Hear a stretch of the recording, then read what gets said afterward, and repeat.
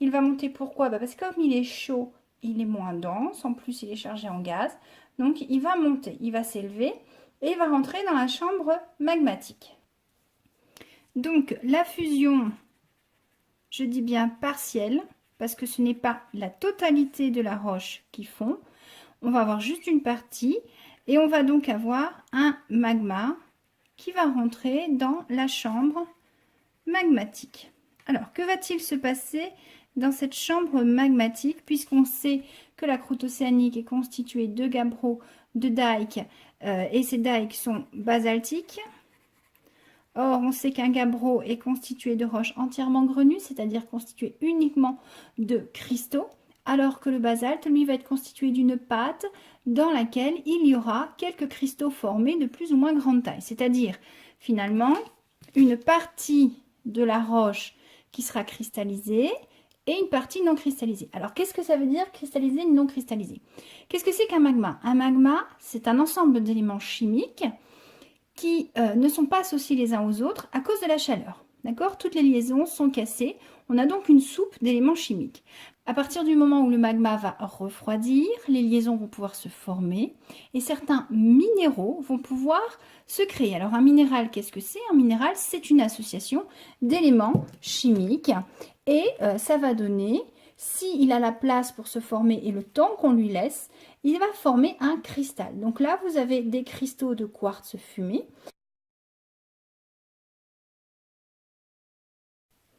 Alors ce magma, quand il arrive dans la chambre magmatique, il va commencer à refroidir. Et les premiers minéraux à se former, les premières associations d'éléments chimiques, c'est l'olivine de formule FeMgSiO2. Et donc on va avoir ici, au contact des parois qui sont froides de la chambre magmatique, on va avoir formation d'olivine. Et on va avoir donc un cumulat, c'est-à-dire qu'on a tout notre magma ici qui circule, qui tourbillonne, il n'arrive pas à sortir, hein. Il est bloqué dans la chambre magmatique. Donc notre magma, il passe au centre, hop, il redescend sur les côtés. Et en descendant sur les côtés, il touche les parois qui sont froides, puisqu'ici la croûte elle est froide. Hein. N'oubliez pas qu'un magma en moyenne c'est 1500 degrés Celsius. Donc il arrive ici, il va descendre vers les 1200-1300. Il va donc refroidir au contact de la croûte qui est froide et on va avoir donc formation des premiers minéraux. Et ces minéraux, si on les laisse tranquilles, ils vont avoir le temps de se former, de former des beaux cristaux. On va avoir des cumulats d'olivine qu'on appelle des dunites. Donc on peut les voir au microscope, on voit que c'est constitué entièrement de cristaux d'olivine. Ainsi, sur cet échantillon de dunite, c'est-à-dire un cumulat d'olivine, on ne distingue que des cristaux d'olivine. Si on fait une lame mince et qu'on passe au microscope polarisant en lumière analysée, on observe uniquement des cristaux d'olivine de toutes les couleurs. Donc c'est un cumulat d'olivine au fond de la chambre. Les minéraux suivants à se former sont les pyroxènes,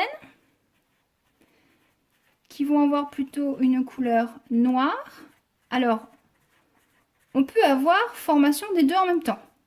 Hein, on n'est pas à des tranches nettes et brutales. On peut avoir des niveaux où on aura encore à la fois de l'olivine et du pyroxène, puis progressivement, on n'aura que du pyroxène. Et bien souvent, on les retrouve mélangés ensemble. Donc ici, un cumulat d'olivine et de pyroxène, c'est une dunite, donc l'olivine en vert, pyroxène en noir.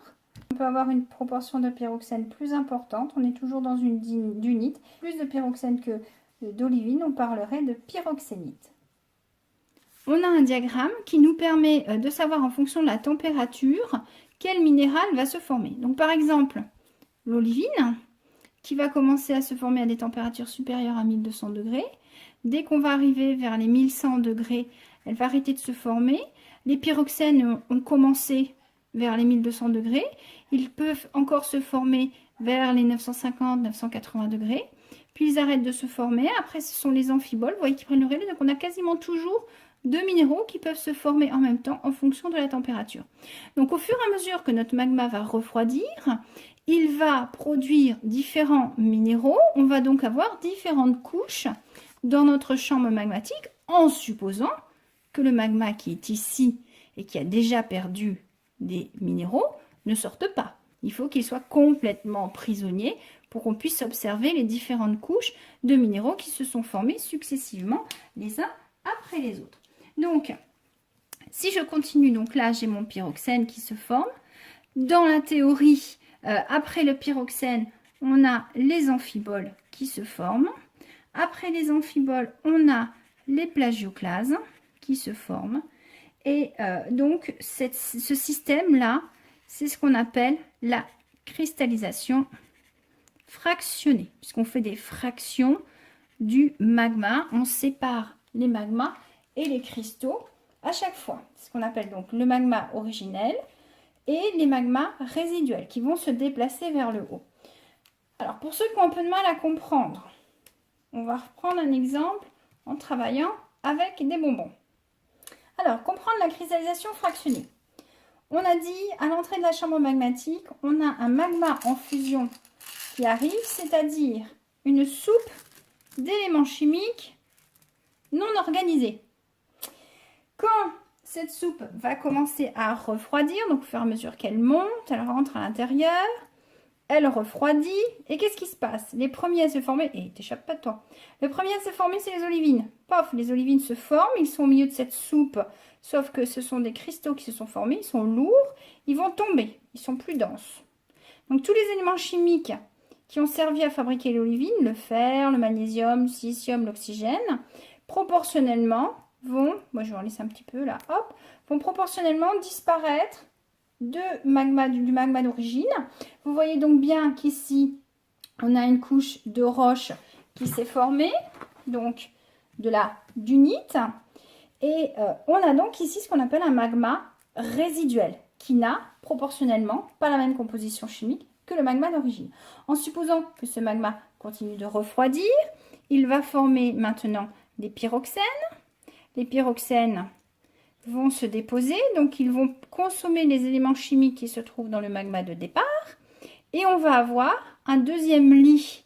Alors, sachant que les pyroxènes cristallisent toujours avec des olivines en même temps, on va avoir un deuxième lit de cristaux qui va se former ici. Et on va avoir une dunite riche en pyroxène. C'est celle-là. Donc, la dunite riche en pyroxène. On voit les pyroxènes, ce sont les cristaux noirs au milieu, là. Alors que la dunite pure, on n'a que des cristaux d'olivine. Voilà, vous avez compris le principe de cristallisation fractionnée? En supposant maintenant que ce magma résiduel, ce deuxième magma résiduel, puisqu'on a la deuxième cristallisation fractionnée, ce deuxième magma résiduel, qui a donc proportionnellement pas la même composition chimique que le magma de départ, ni que le premier magma résiduel, en supposant qu'il n'arrive pas à s'échapper, va continuer de refroidir et va former une troisième couche de roche constituée principalement des amphiboles. Alors on va prendre les bleus pour faire les amphiboles. Donc les amphiboles vont se déposer, etc. Cette roche grenue constituée principalement d'olivine, de pyroxène, d'amphiboles est un gabbro. C'est ce qu'on trouve dans la croûte océanique. Donc reprenons notre situation de départ. Nous avons notre magma. Notre magma arrive. Qu'est-ce qui va se passer? Soit notre magma sort tout de suite. Ouh, il trouve les sorties. Hop, ça fait découler de lave en surface. Et on va donc avoir un refroidissement très rapide. Aucun minéral n'a eu le temps de se former. Si aucun minéral n'a eu le temps de se former, c'est ce qu'on appelle le basalte aphérique. Il n'a aucun cristal de formé. Les minéraux sont peut-être formés microscopiquement, on ne les voit pas à l'œil nu. Il faut passer au microscope pour les voir. Mais à l'œil nu, on ne voit aucun cristal, c'est un basalte aphérique. En supposant maintenant que notre magma ait fait un court séjour, qu'il a eu le temps d'organiser des olivines. Les olivines se sont formées, d'accord, on en a quelques-unes qui ont formé un dépôt de dunite et que on a des olivines qui se sont formées là en vert, mais elles n'ont pas eu le temps de descendre. Et que ce magma, il y a une nouvelle arrivée qui arrive, ça pousse tout ça. Du coup, le magma il sort, on a une coulée volcanique avec des olivines qui se sont formées. On va donc avoir un basalte à olivine. Voilà, donc ici, quelques olivines. en supposant qu'il y ait eu beaucoup d'olivines de formées, on va obtenir une océanite, c'est-à-dire un basalte qui contient plus de 60% d'olivine. Il peut arriver parfois que le basalte, en remontant, alors quand je dis basalte, c'est la lave à l'origine du basalte, en remontant, est entraîné avec elle un morceau de péridotite. Et on va donc avoir au milieu de notre coulée de lave un morceau de péridotite. C'est ce qu'on appelle une enclave. Et vous en avez une là. Voici un morceau de cumulat d'olivine qui était au fond de la chambre magmatique, qui s'est décroché et qui a été entraîné par le magma résiduel, que vous voyez ici n'a pas du tout cristallisé.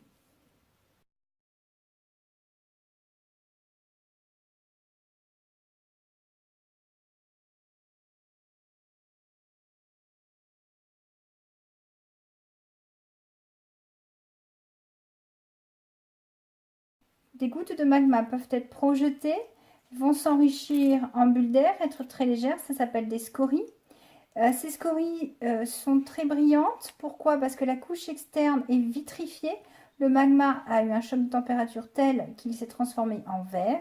Et ce verre présente des irisations de couleur bleue, rouge. Donc ce verre, on peut présenter des irisations bleues, comme ici, qui sont dues à la présence des minéraux ferro-magnésiens. La scorie reste trop longtemps en surface, elle va s'oxyder et prendre cette teinte rougeâtre. Alors là, nous avons une bombe volcanique. Alors pour vous donner une idée de la longueur, voilà, ma main, mon bras, vous voyez, c'est une énorme goutte de lave en fait qui a été projetée à la sortie du cratère. On voit très bien la forme de goutte, d'accord? Donc la partie avant, ça a été projeté dans ce sens-là. Donc cette bombe volcanique a été récupérée au sol. Elle pèse 8 kg, non fracturée. Voilà, donc c'est du basalte totalement aphérique.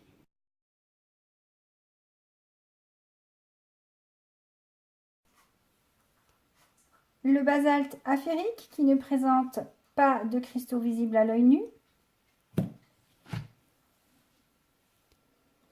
Le basalte aphérique avec une enclave de péridotite.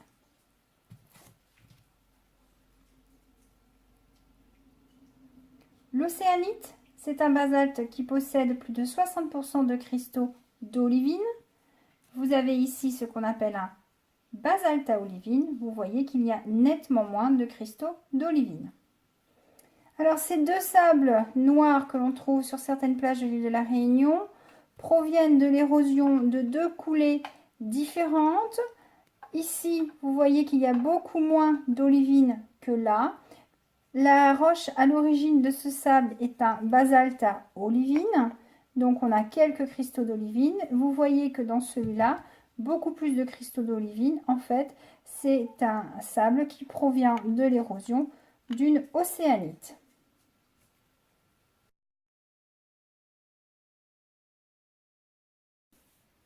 En supposant maintenant que notre cristallisation fractionnée est suffisamment avancée, qu'on ait eu les olivines de formées, qu'on ait eu les pyroxènes de formées, qu'on ait eu les amphiboles, les plagioclases, tout ça c'est bien formé, ils sont visibles, les cristaux sont là, que le tout monte en surface. On va donc avoir ce type de roche. Vous voyez déjà que la pâte est un peu plus claire que pour le basalte aphérique. Si je mets les deux à côté, vous voyez la différence de couleur. Pourquoi? Parce que cette pâte qui était à l'origine le magma a perdu des éléments chimiques qui sont partis former d'autres cristaux. Donc ici, on a une pâte de magma refroidi avec des cristaux de plagioclase.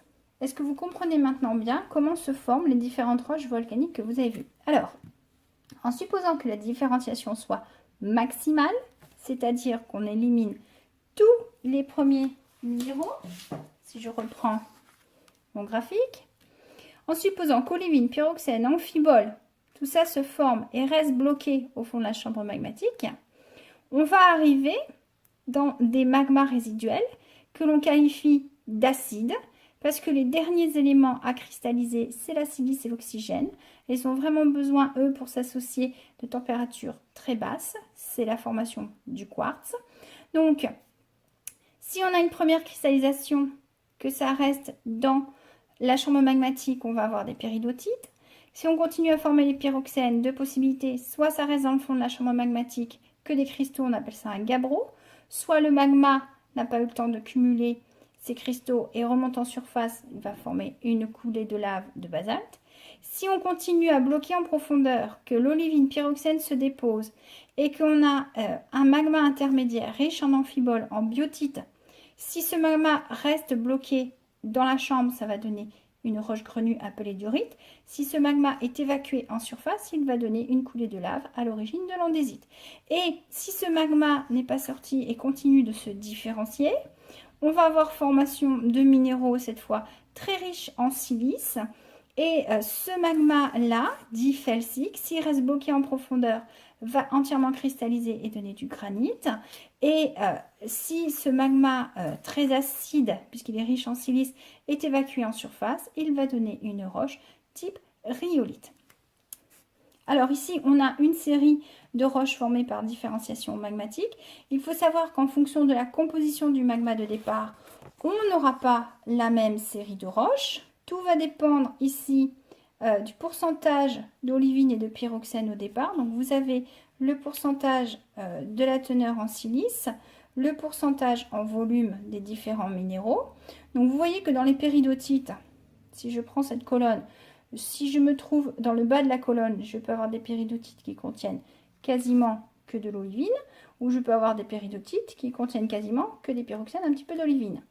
Si je fais, donc là je suis dans l'ultra basique.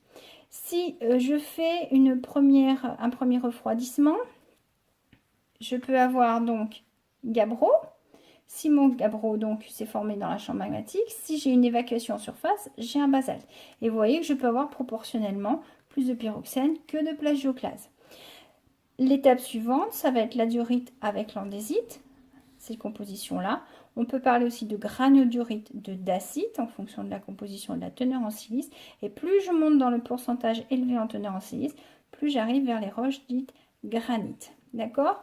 Donc à la réunion, pour ces fameuses roches acides, par différenciation, sur le piton le piton des neiges, nous avons obtenu ici ce qu'on appelle une syénite. Donc vous voyez que les roches dites acides sont riches en silice, elles sont beaucoup plus claires que les roches basiques.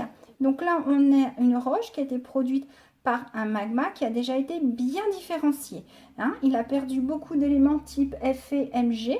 Il est très riche en silice, il est clair. En général, c'est un magma qui est très visqueux, qui a du mal à s'écouler et qui provoque des explosions. C'est ce que vous appelez les explosions des volcans gris. Donc cette syénite, elle est constituée entièrement de cristaux. Donc ici, nous avons des roches qui sont beaucoup plus claires, qui proviennent d'une série dite différenciée, c'est-à-dire qui a subi une cristallisation fractionnée et un enrichissement progressif du magma résiduel en silice, d'où la couleur claire. Donc à gauche, nous avons une syénite, c'est une roche entièrement cristallisée, constituée de cristaux de quartz, de feldspath, de biotite, quelques plagioclases aussi. Et à droite, nous avons un trachyte qui est une roche non pas plutonique comme la syénite, mais microlithique, c'est-à-dire de surface volcanique, puisque nous avons une pâte blanche ici, claire, la mésostase, et dans laquelle on va distinguer quelques cristaux noirs de biotite.